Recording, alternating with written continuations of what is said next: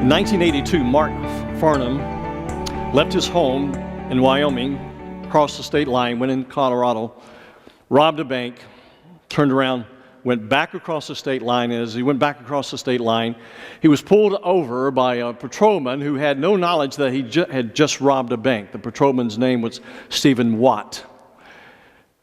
When he was pulled over, he stepped out of his car, firing, shooting. The first bullet went through the windshield of the patrolman and through his sunglasses, destroyed his eye.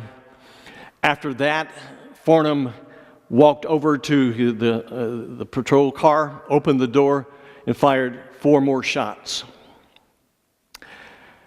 As he traveled back home, this guy, Farnham, got in his car and traveled back home. As he was going home, he was apprehended, he was tried, and he got a life sentence.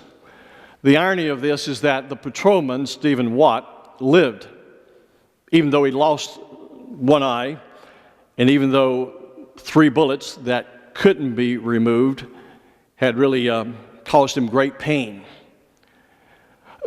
But that wasn't the worst of his pain. His pain wasn't physical, it was emotional.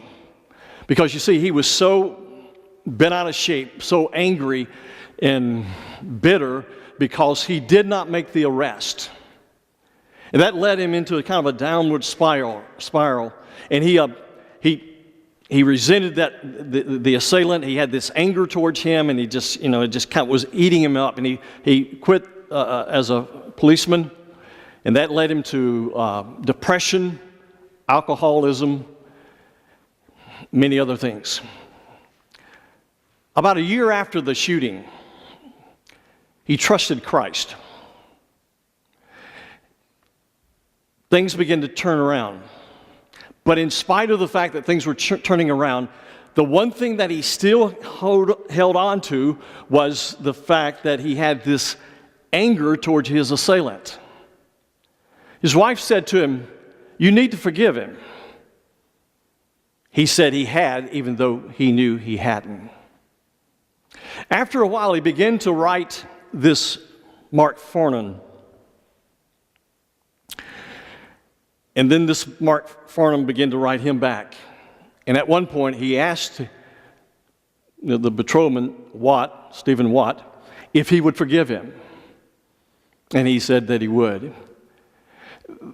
That led to a strange relationship because at this point, Stephen Watt began to go visit him on a regular basis. And even today, Stephen Watt would say, "I would trust him with that which I most value, my wife, my children, my life." That also kind of set Patrolman Watt free, and he went back to police work. He became a deputy sheriff. And then at one point, he ran for a seat in the state legislature and won. This relationship that developed and the forgiveness between these 2 men was a phenomenal thing. It was truly a trophy of God's grace. The fact that this patrolman could forgive this man of all the pain and the heartache and the physical pain, not to mention the emotional pain. And yet the forgiving of this assailant led to his healing. And I think what that shows us is that even though we cannot erase the past and the things that happened to us in the past, we can be healed from those things in the past. And the process to healing is that of forgiveness. Forgiveness is a phenomenal thing. I've said at the beginning of the series, there is tremendous power in forgiveness. Forgiveness sets us free, releases us from the bondage and the pain and the agony of bitterness and resentment and the like. Today, as we come to the end of this series, really the only question that's left, I think we've addressed many of them, but the only question that's left is, how How do I know I've forgiven someone? How do I know for sure? After all, what did I say in the beginning? I said that bitterness and resentment have a blinding power.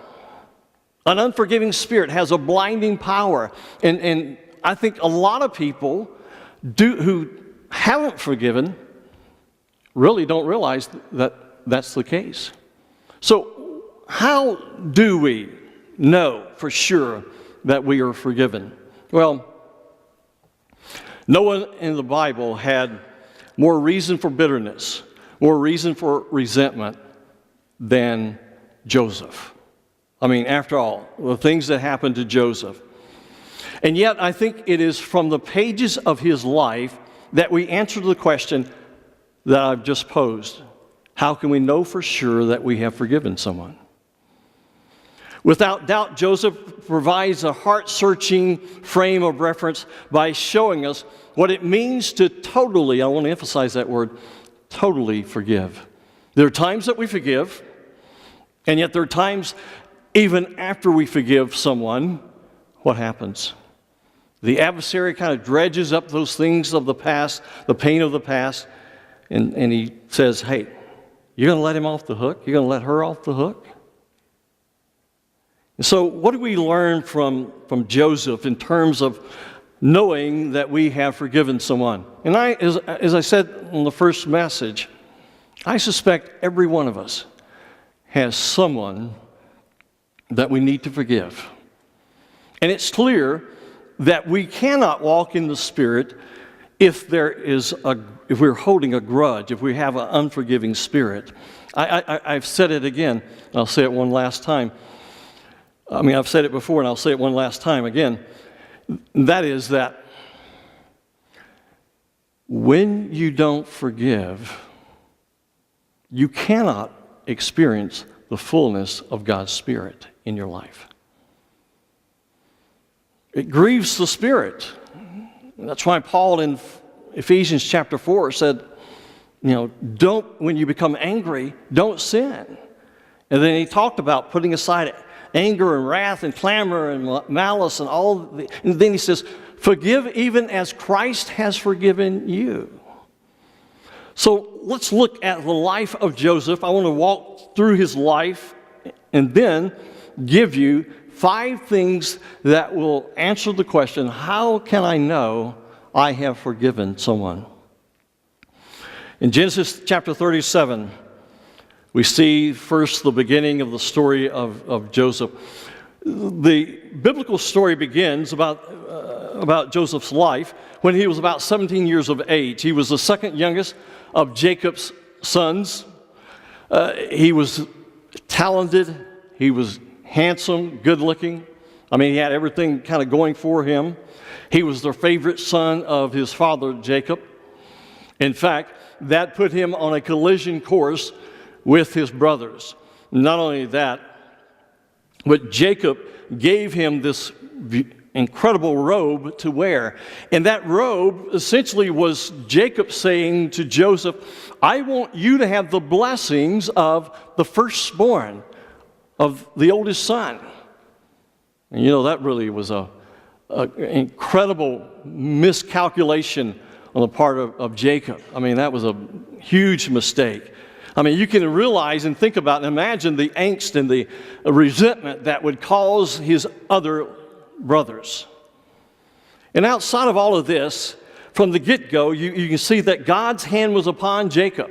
God spoke to Joseph, through visions and dreams. And in each dream, it became more apparent that God's favor was with Joseph. His dreams were again about him being elevated above his brothers. And of course, his brothers were not impressed. In fact, caused them to resent him even more. And in Genesis chapter 37, let's pick it up in verse 5, we read about their hate. The first offense that he experienced was that of hate. It says, then Joseph had a dream, and when he told it to his brothers, they hated him even more.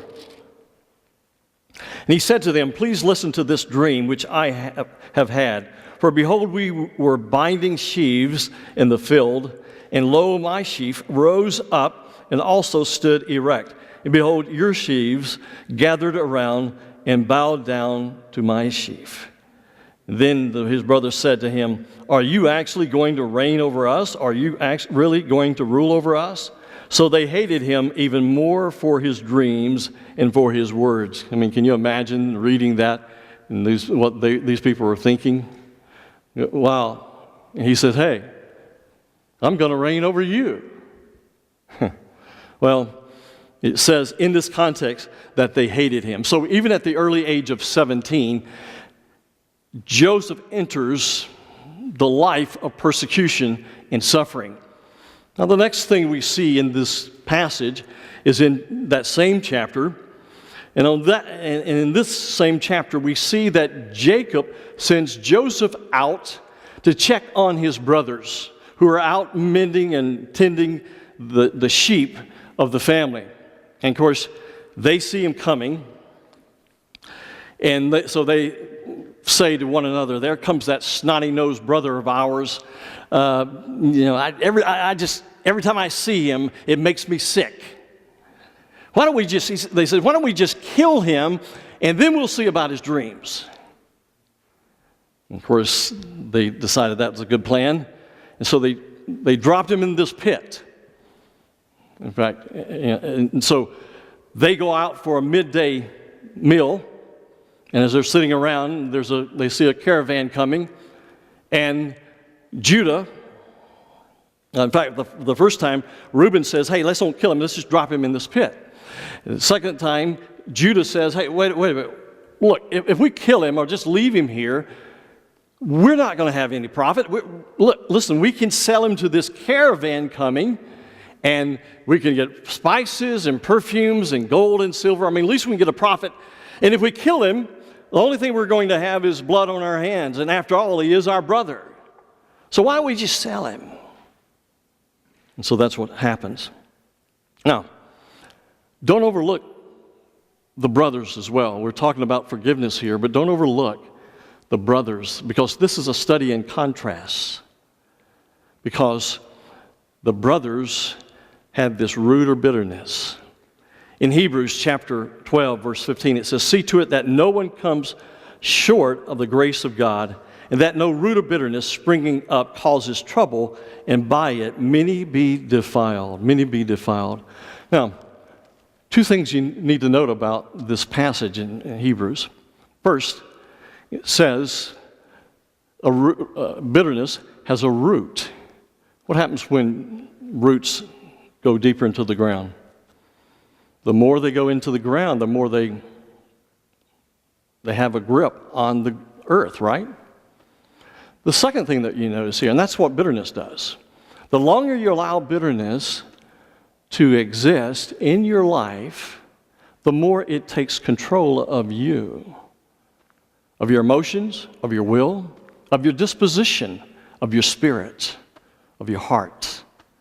I've seen people in the ministry, after many years of ministry, who are bitter. I've seen people in the church who are bitter. Why? Because that root of bitterness is taking control of them. Secondly, it says many are defiled. In every case when there is bitterness, when someone is suffering and struggling with bitterness, what do? They seek to have an alliance, right? They seek to have others to join them with their bitterness. That was the case in this family. I don't know how many of them were bitter, but I know plenty of them were. And they influenced, those who were bitter, were influencing the others to do that which they shouldn't do. And so, again, humanly speaking, if you were to look at Joseph's life, you would say that his fate was worse than death. Because to be a slave in Egypt was to experience the most cruel of conditions, perhaps even beaten to death. Many slaves did die because they were beaten to death.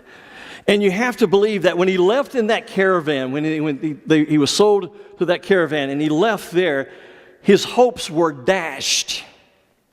And not only that, I have to think, as the caravan is leaving and he's looking back at his brothers, I've got to think that he's thinking, wow, my brothers don't love me?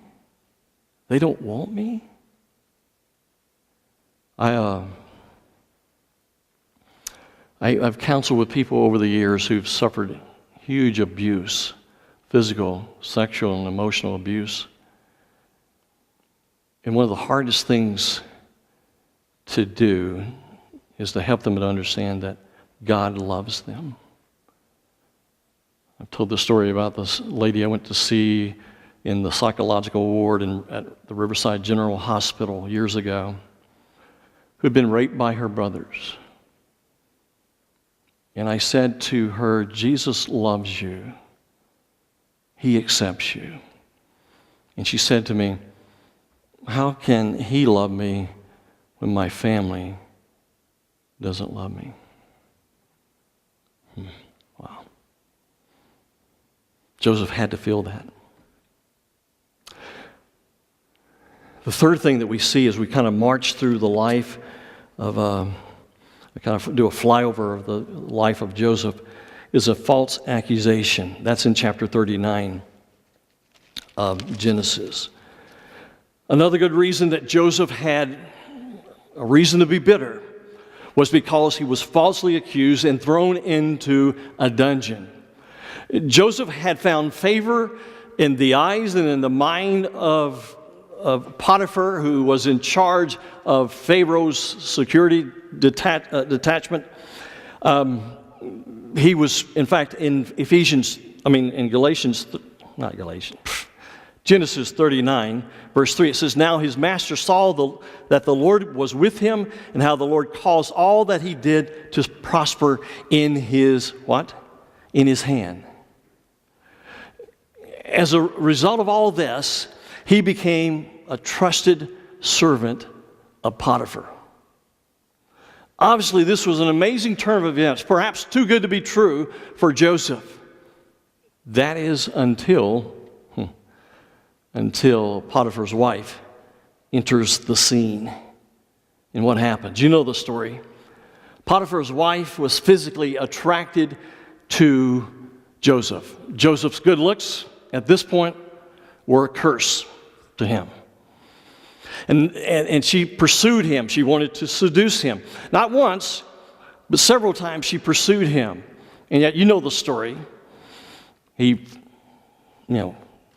left so fast he left his coat behind.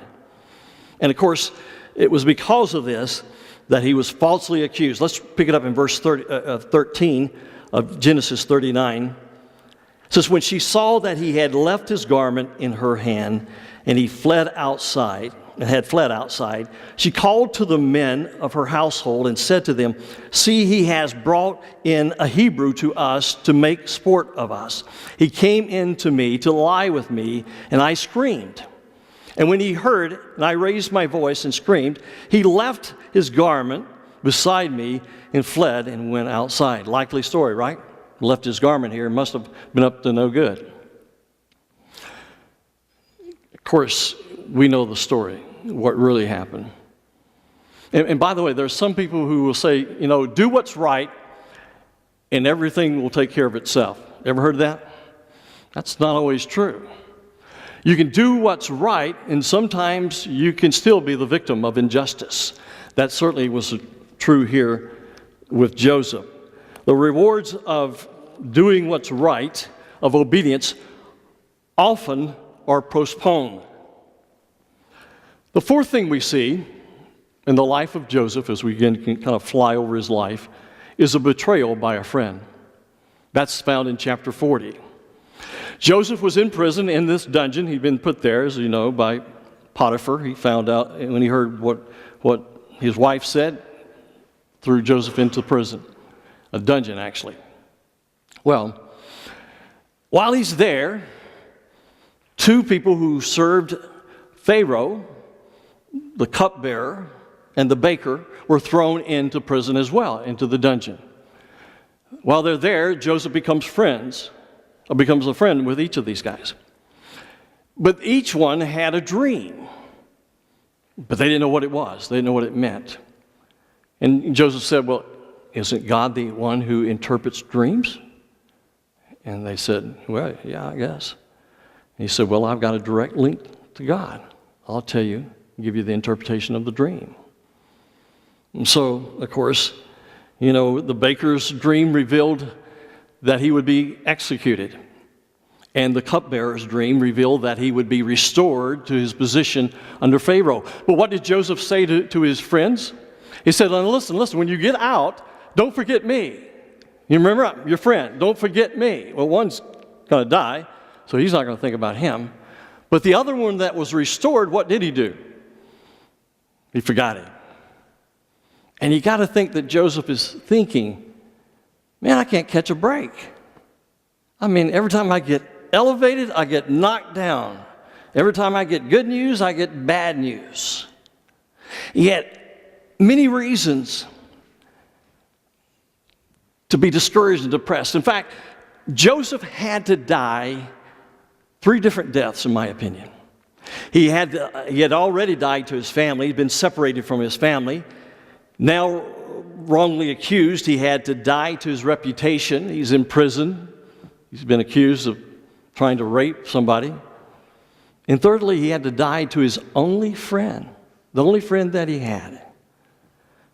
And you have to believe that his hopes died in that prison. There's an interesting commentary in Psalm 105 about Joseph and about all of this. It's one that often people haven't read or do not read. It says, and he called for a famine upon the land, and he broke the whole staff of bread, and he sent a man before them, Joseph, who was sold as a slave. And they afflicted his feet with fetters, and he himself was laid in irons, until the time that his word came to pass. The word of the Lord tested him. The word of the Lord tested him. Essentially what this passage is saying is that all of this happened not just to test Joseph, but to prove him. Now, this is an Old Testament passage, but in the New Testament, there's a Greek word that corresponds to this word, dokimazo. The idea of being tested, being tried, and then thus proven. It was often used on pottery, as you've heard me say before. Here it says Joseph was tried, tested, and proven. It sounds almost incredulous. But nonetheless, Joseph understood that in all of this, God was behind all these things, even the offenses. And so, because he knew that, he did not allow bitterness to control him. That's a huge response, amazing response. And how did he do that? Well, again, if you walk back through this passage, this section of his life, you'll have the answer. It has to do with his responses. And in those responses, I think he gives us a roadmap as to how we can know that we have truly forgiven someone.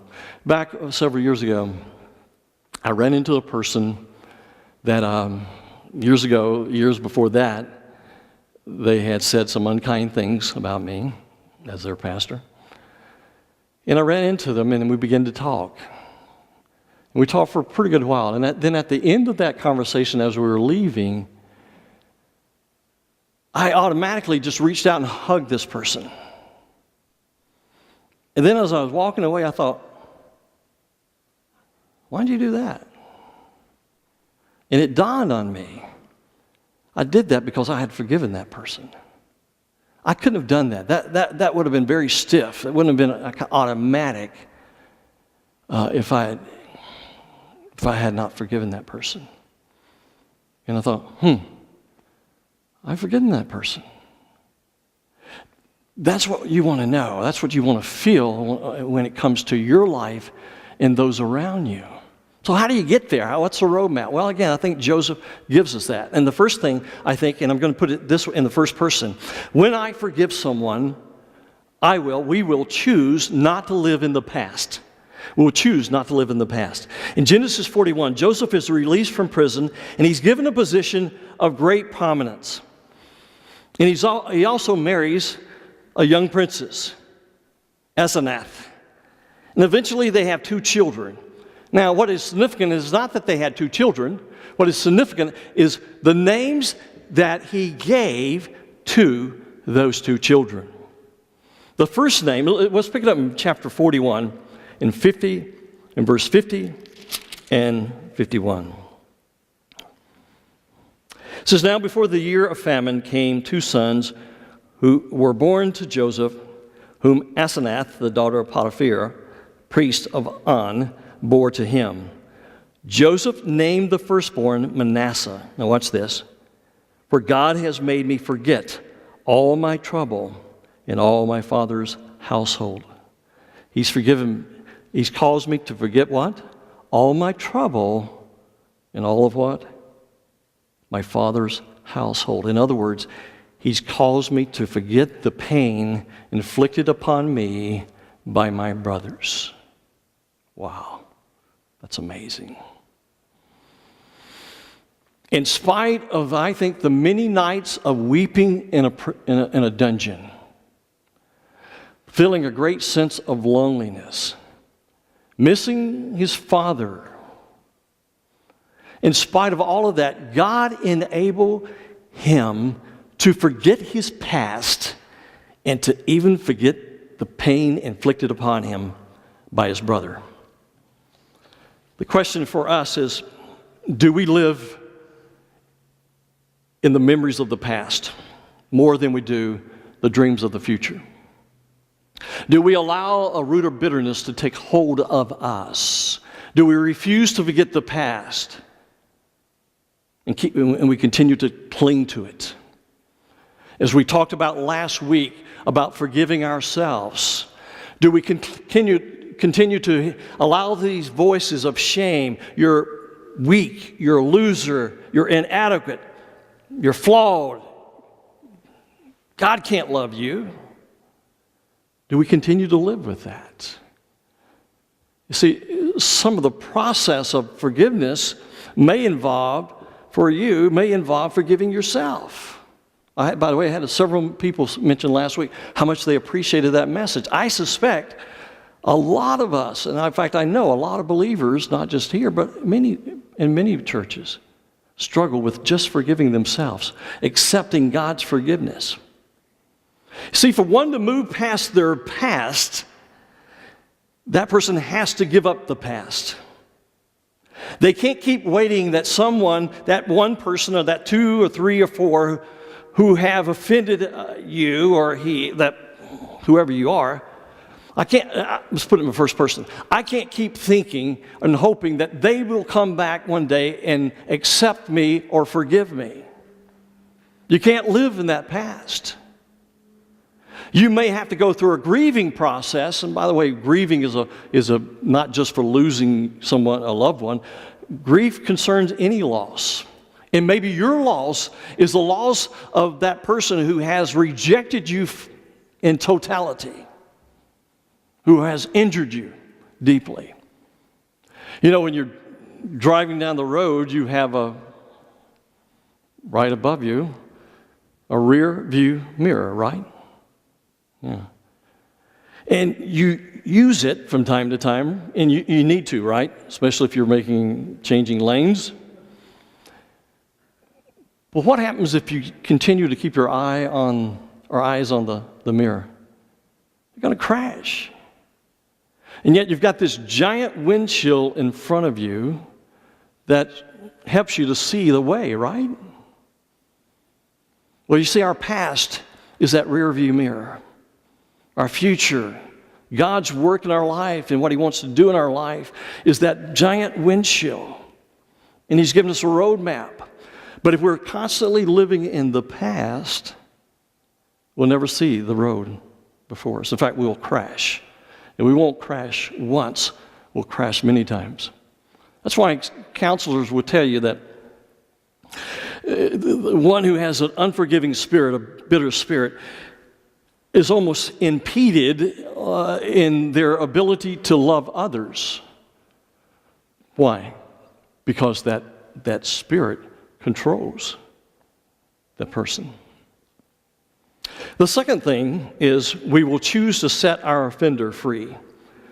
We will choose to set our offender free. Let's not forget that the word in the New Testament for forgiveness is aphiemi. And aphiemi means to what? To release, to set one free, to send away. To send away. Genesis 45 tells the story. They're in this catastrophic famine in Egypt. Joseph's brothers came to Egypt to purchase corn. They stood before Joseph, but they had no clue as to who Joseph was.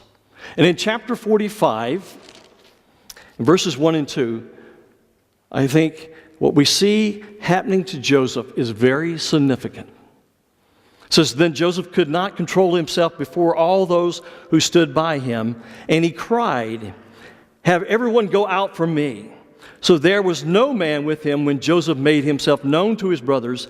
He wept so loudly that the Egyptians heard it, and the household of Pharaoh heard it as well. What happened? When he realized that his brothers were right in front of him, what happened? He began to weep. Over the years, I've had people in the privacy of my office who have had buried hurts, pain, deep. And yet there's a breakthrough at a point in the counseling session. And when that happens, there's kind of like this flood, like the dam is broken and the flood of emotions that just pour forth. And they begin to just weep and weep and weep. They finally were releasing their offender from what they held so dearly. I think that's what happened with Joseph. Finally, here, this moment, his brothers, and all the stuff that he'd gone through, finally he just let it go.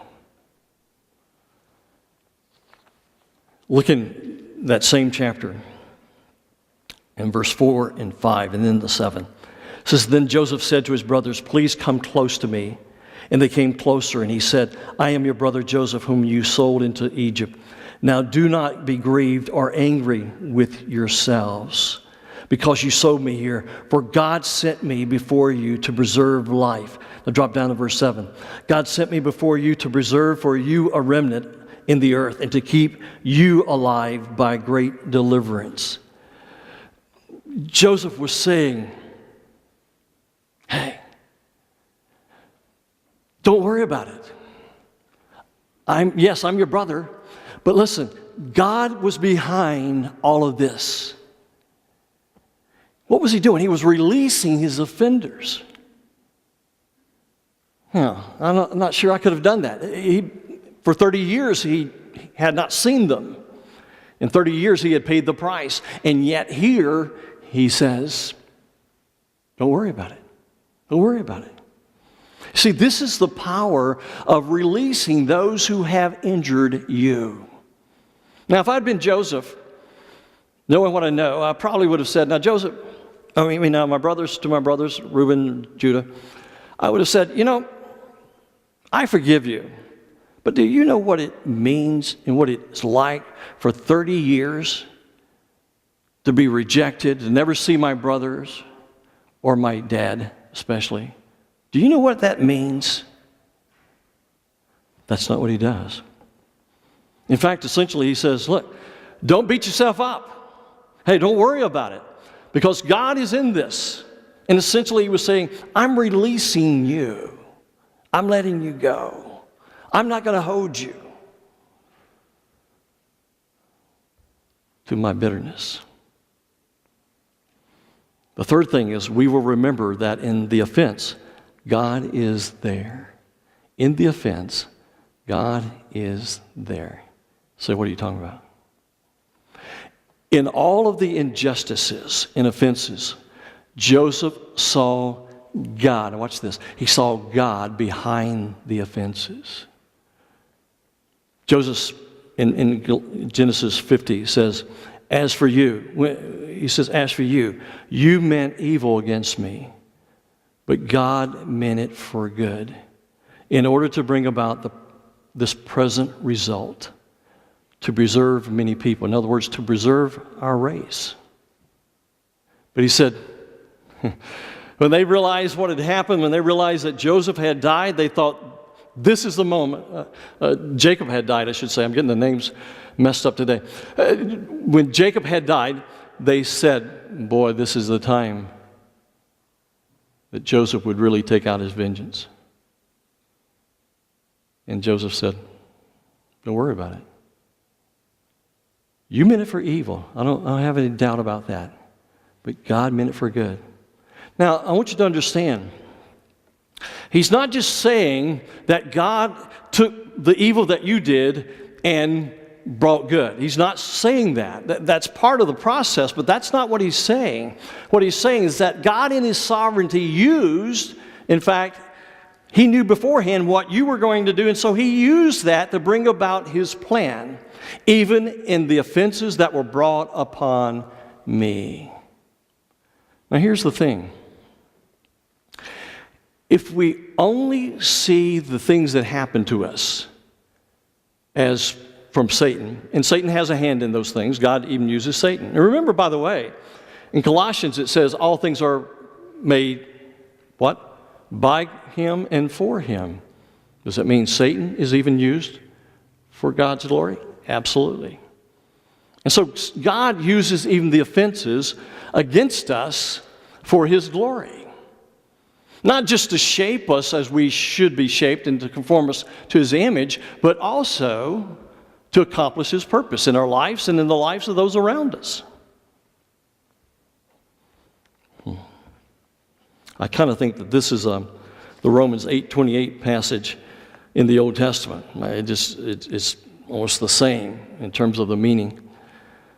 And this gives us an entirely different perspective.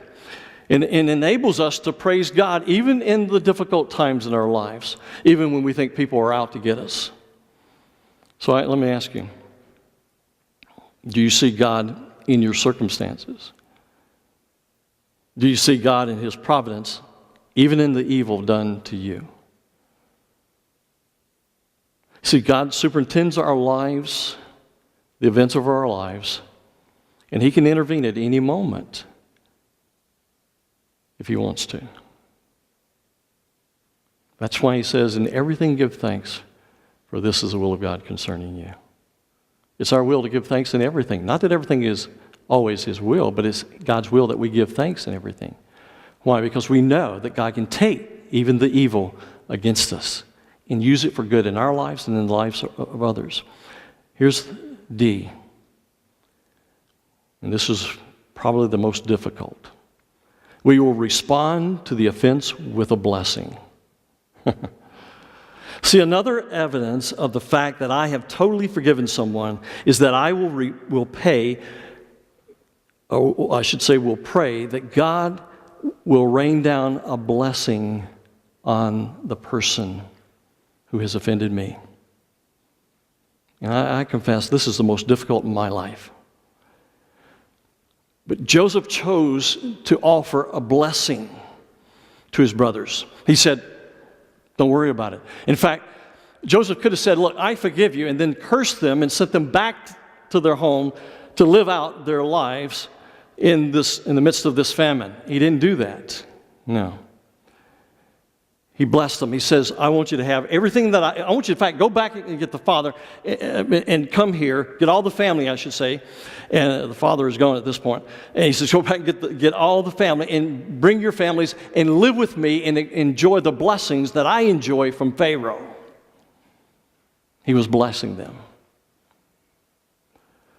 In Matthew 5, verse 44, it says, but I say to you, love your enemies and pray for those who persecute you.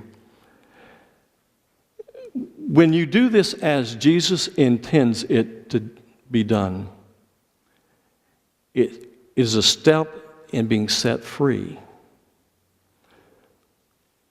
Erwin Lutzer, pastor at the Moody Church in Chicago, said this: "You'll never get to the root of your bitterness until you can bless those who have wronged you.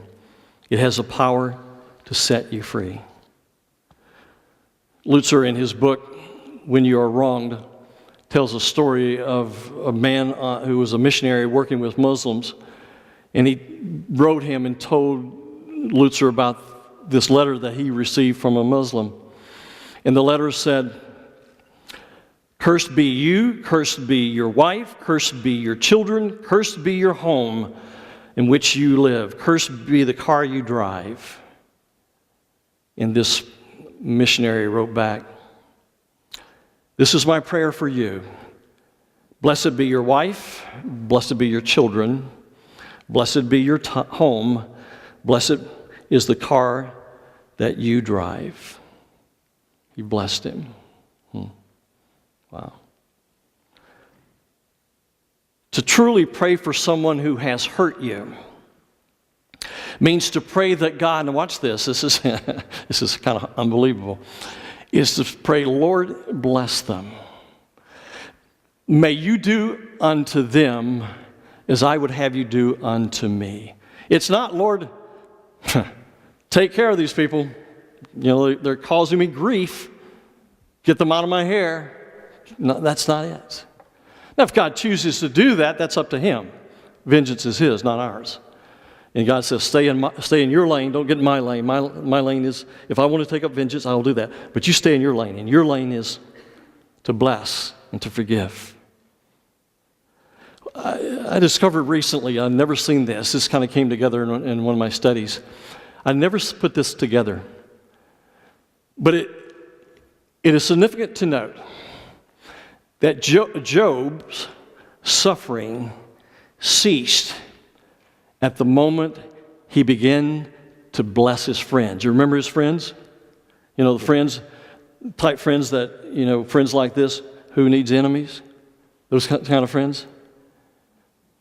It says in Job 42, verse 10, it says, "The Lord restored the fortunes of Job when he prayed for his friends, and the Lord increased all that Job had twofold."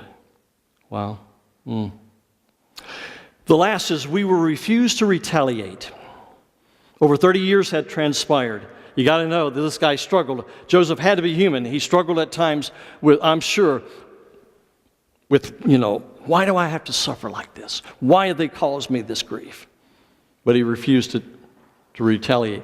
Now, let me just say something I said in a few weeks ago. One of the ways that we retaliate is that it's not that we do something to inflict harm on people. We just withhold warmth and acceptance and love and service and kindness. We just kind of give this, it's passive aggression is what counselors call it. But we just hold this stuff back. And as a Christian, we know that we can't be mean, so we just give them this cold chill.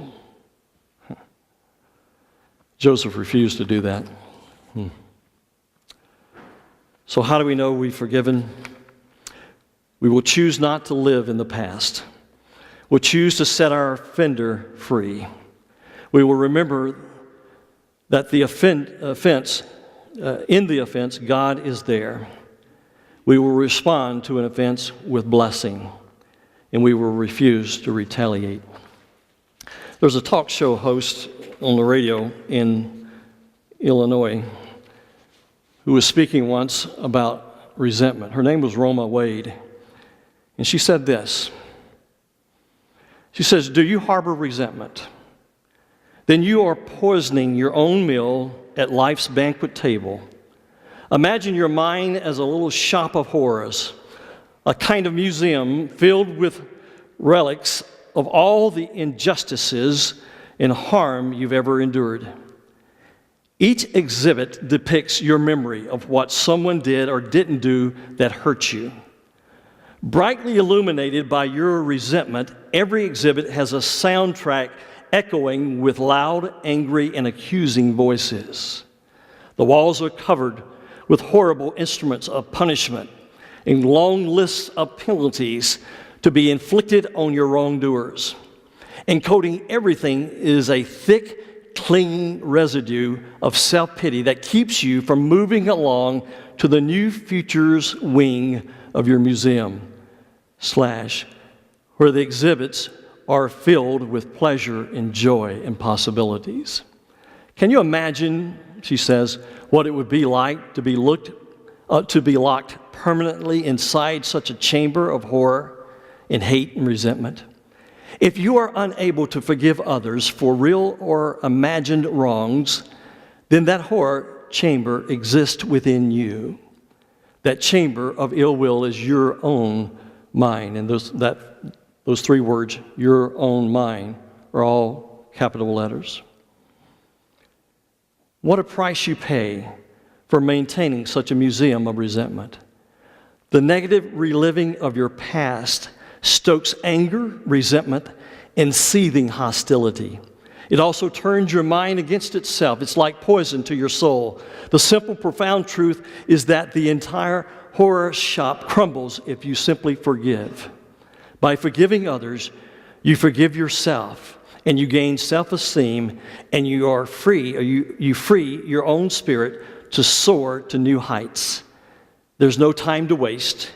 Now's the time to stop the pain of the past from poisoning the joys of your present and your future. Decide to forgive and then let go.